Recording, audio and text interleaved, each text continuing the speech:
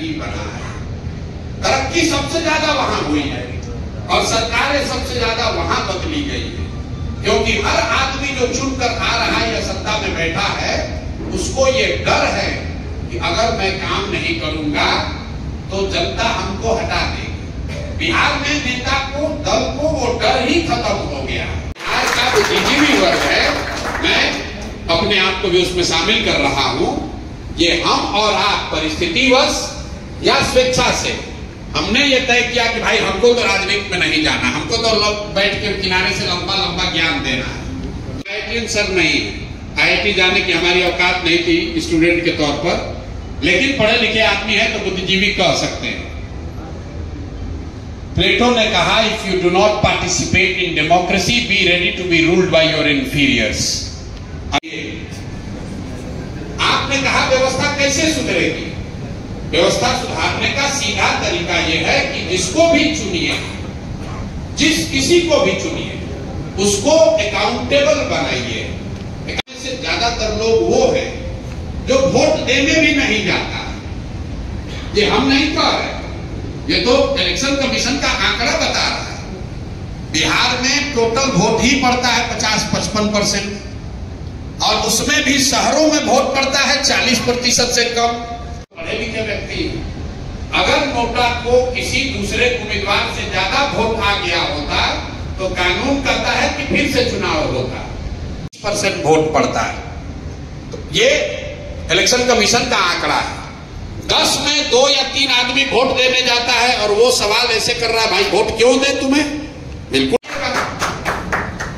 जैसा बोलिएगा वही ना काटिएगा। भाई आप कह रहे हैं कि आपकी क्यों जनसुराज पर भरोसा करें? जो बुद्धिजीवी लोग हैं, आप ही लोग के लिए प्लेटो ने कहा है, हमसे पीटे को वोट दे रहे हैं। तो जितने लोग ये कह रहे हैं प्रबुद्ध लोग कि हमारे पास तो एक बार रिस्क लेके देखिए, शायद ठीक हो जाए, तो जनसुराज वही नई गवाह है। कम से कम 10% से कुछ तो चांस है।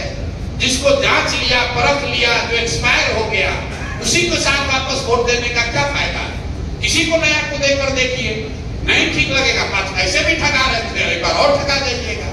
अब हम अपना दिल फाड़ कर आपको क्या दिखाए कि आप हम पर कैसे भरोसा करें? आपको भरोसा किसी पर नहीं करना, और आप भरोसा करके भी कुछ नहीं कर सकते। बिहार का डॉक्टर हैं, आप क्या ये गारंटी दे सकते हैं कि जिस पेशेंट का इलाज कीजिएगा वो सब ठीक ही हो जाएगा?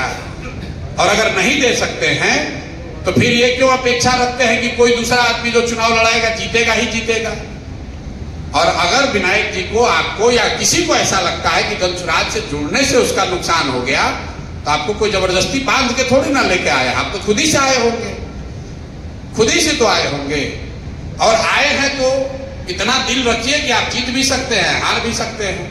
सुधारने वाला है, आपको तय करना है कि आप किसी के प्रयास में कंधा लगाना चाहते हैं कि बैठ के कमेंट्री करना चाहते हैं। बिल्कुल आप एकदम बिल्कुल स्वतंत्र है, कीजिए, जितना कमेंट करना है कीजिए।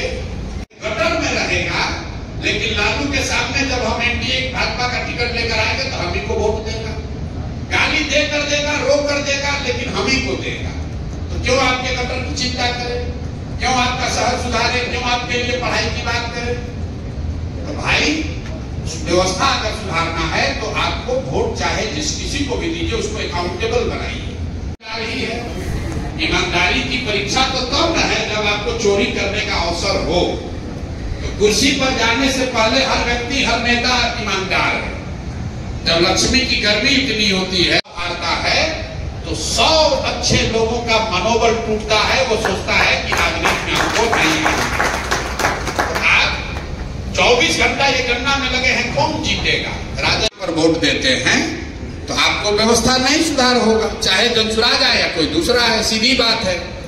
पीछे डॉक्टर साहब ने कहा कि विनायक गौतम जी चुनाव लड़े तो आपके, तो जनसुराज हो या कोई दूसरा दल हो, जब तक आप समाज में ये व्यवस्था नहीं बनाएंगे कि काम नहीं करोगे तो तुम्हें वोट नहीं देंगे। अभी आप प्रबुद्ध पर नाम, पैसा, शोहरत कमाया जा सकता है, उससे बहुत ज्यादा बिहार में जाना है।